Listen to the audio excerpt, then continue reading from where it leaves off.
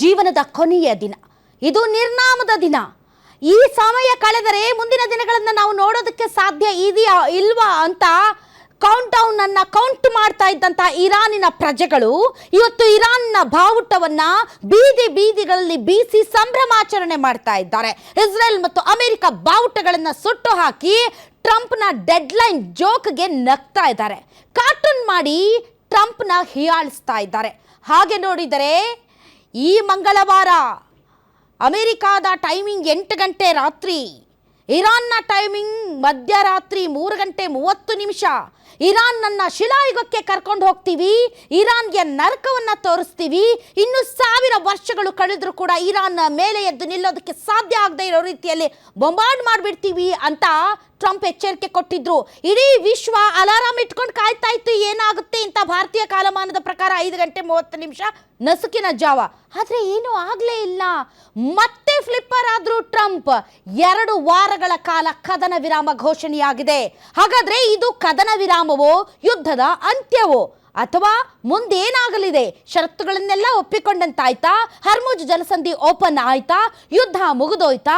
ಮನುಕುಲವೇ ಗೆದ್ದು ಹೋಯ್ತಾ? ಈ ರೀತಿಯಾದಂಥ ಹಲವಾರು ಪ್ರಶ್ನೆಗಳು ನಮ್ಮ ಮುಂದೆ ಇದೆ. ಅದೆಲ್ಲದಕ್ಕಿಂತ ತುಂಬಾ ತುಂಬಾ ತುಂಬಾ ಪ್ರಮುಖವಾದ ಪ್ರಶ್ನೆ, ಗೆದ್ದಿದ್ಯಾರು? ಅಮೆರಿಕನ ಅಥವಾ ಇರಾನ? ಈ ವಿಚಾರಕ್ಕೆ ಸಂಬಂಧಪಟ್ಟಂತೆ ಇಂದಿನ ವಿಶೇಷ ಕಾರ್ಯಕ್ರಮದಲ್ಲಿ ನಾವು ಚರ್ಚೆ ಮಾಡ್ತೀವಿ. ಇದೇ ಕ್ಷಣದ ಸ್ಪೆಷಲ್ ಯುದ್ಧ ವಿರಾಮ. ಮುಂದೇನು?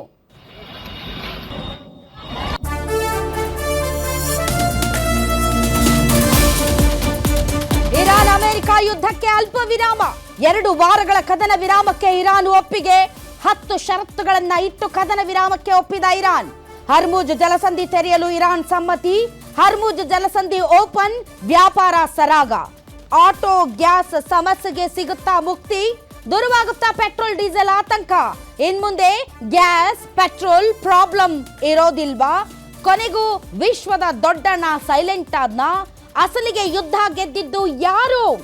ತನ್ನ ಷರತ್ತುಗಳಿಗೆ ಅಮೆರಿಕ ತಲೆಬಾಗಿದೆ. ಅಮೆರಿಕದ ಅಧ್ಯಕ್ಷ ಡೊನಾಲ್ಡ್ ಟ್ರಂಪ್ನ ದುರಹಂಕಾರಕ್ಕೆ ಹೆಡಮುರಿ ಕಟ್ಟಿದ್ದೇವೆ ಅಂತ ಇರಾನ್ ಹೇಳ್ತಾ ಇದೆ. ಅಂತಾರಾಷ್ಟ್ರೀಯ ಮಾಧ್ಯಮಗಳಲ್ಲಿ CNN, ನ್ಯೂಯಾರ್ಕ್ ಟೈಮ್ಸ್ನಲ್ಲಿ ಟ್ರಂಪ್ನ ಚೀತು ಅಂತ ಇದ್ದಾರೆ.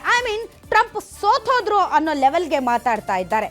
ಹಾಗೆ ನೋಡಿದ್ರೆ ಈಗ ವೈಟ್ ಹೌಸ್ನಿಂದ ಒಬ್ಬ ಕಾರ್ಯದರ್ಶಿ ಸುದ್ದಿಗೋಷ್ಠಿ ಮಾಡಿ ಹೇಳ್ತಾರೆ, ಅಯ್ಯೋ ಇರಾನ್ ವಿಲವಿಲ ಅಂತ ಒದ್ದಾಡ್ತು, ನಮ್ಮ ಮುಂದೆ ಭಿಕ್ಷೆ ಬೇಡ್ತು, ಅಯ್ಯೋ ಪಾಪ ಅಂತ ಅವರ ಮೇಲೆ ನಾವು ಕರುಣೆಯನ್ನ ತೋರಿಸಿದ್ದೇವೆ ಅಂತ. ಆದರೆ ಈ ಯುದ್ಧದ developments day to day basis ಅಲ್ಲಿ, ಮಿನಿಟ್ ಟು ಮಿನಿಟ್ ಇಡೀ ಪ್ರಪಂಚ ವಾಚ್ ಮಾಡ್ತಾ ಇತ್ತು ಏನೇನಾಗ್ತಾ ಇದೆ ಅಂತ. ಹಾಗೆ ನೋಡಿದ್ರೆ ಅಲ್ಟಿಮೇಟಮ್ ಮೇಲೆ ಅಲ್ಟಿಮೇಟಮ್ ಇಟ್ಟು, ಡೆಡ್ಲೈನ್ ಮೇಲೆ ಡೆಡ್ಲೈನ್ ಕೊಟ್ಟು ಕೊನೆಗೆ ಮುಗ್ಗರಿಸಿ ಬಿದ್ದಿದ್ದು ಯಾರು ಅಂತ ಇಡೀ ಪ್ರಪಂಚಕ್ಕೆ ಗೊತ್ತಾಗಿದೆ. ಆದರೆ ಈಗ ಬೇಕಾಗಿರೋದು ಯಾರು ಗೆದ್ರು ಯಾರು ಸೋತ್ರು ಅಂತಲ್ಲ, ಅತಿ ದೊಡ್ಡ ಮಾನವ ಕುಲದ ಸರ್ವನಾಶಕ್ಕೆ ನಿಂತಿದ್ದಂತಹ ಟ್ರಂಪ್ನ ದುರಹಂಕಾರದ ಹೆಡೆಮುರಿ ಕಟ್ಟಲಾಗಿದೆಯಲ್ಲ, ಅದು ಇಂಪಾರ್ಟೆಂಟ್. ಮಾನವ ಕುಲ ಉಳಿತಲ್ಲ, ಅದು ಇಂಪಾರ್ಟೆಂಟ್. ವಿಶ್ವ ಜಾಗತಿಕವಾಗಿ ಆರ್ಥಿಕ ತಲ್ಲಣಗಳಿಗೆ ಸೃಷ್ಟಿಯಾಗಿ ಎಲ್ಲರೂ ವಿಲವಿಲ ಅಂತ ಒದ್ದಾಡುವಂಥ ಪರಿಸ್ಥಿತಿ ನಿರ್ಮಾಣ ಆಗಿತ್ತಲ್ಲ, ಅದು ಈಗ ಕಂಟ್ರೋಲ್ ಆಗ್ತಾ ಇದೆಯಲ್ಲ, ಅದು ಇಂಪಾರ್ಟೆಂಟ್. ನಮ್ಮ ಆಟೋ ಡ್ರೈವರ್ಸ್ ಸೇರಿದಂತೆ ಹೋಟೆಲ್ ಉದ್ಯಮಿದಾರರು ಬೀದಿಗೆ ಬರುವಂಥ ಪರಿಸ್ಥಿತಿ ನಿರ್ಮಾಣ ಆಗಿತ್ತಲ್ಲ, ಅದು ಈಗ ಅಂತ್ಯವಾಗ್ತಾ ಇದೆಯಲ್ಲ, ಅದ್ರ ಬಗ್ಗೆ ನಾವು ಚರ್ಚೆ ಮಾಡಬೇಕು. ಸೊ ಈ ಎಲ್ಲ ವಿಚಾರಗಳ ಬಗ್ಗೆ ಚರ್ಚೆ ಮಾಡೋದಕ್ಕೆ ನಮ್ಮೊಂದಿಗೆ ಅತಿಥಿಗಳಿದ್ದಾರೆ. ಬನ್ನಿ ಅವ್ರನ್ನ ವೆಲ್ಕಮ್ ಮಾಡೋಣ. ನಮ್ಮೊಂದಿಗೆ ಇದ್ದಾರೆ ಆರ್ಥಿಕ ತಜ್ಞರಾದಂಥ JR ಬಂಗೇರ ಅವರು. ಸರ್, ತಮಗೆ ವಿಶೇಷ ಕಾರ್ಯಕ್ರಮಕ್ಕೆ ಸ್ವಾಗತ. ಅದೇ ರೀತಿ ಸ್ನೇಹಜೀವಿ ಚಾಲಕರ ಟ್ರೇಡ್ ಯೂನಿಯನ್ ರಾಜ್ಯಾಧ್ಯಕ್ಷ ಸಂತೋಷ್ ಕುಮಾರ್ ಜಾಯ್ನ್ ಆಗಿದ್ದಾರೆ, ತಮಗೂ ಕೂಡ ಸ್ವಾಗತ. ಹೋಟೆಲ್ ಅಸೋಸಿಯೇಷನ್ ಸಂಚಾಲಕ ಅಮರ್ನಾಥ್ ಶೆಟ್ಟಿ ಜಾಯ್ನ್ ಆಗಿದ್ದಾರೆ.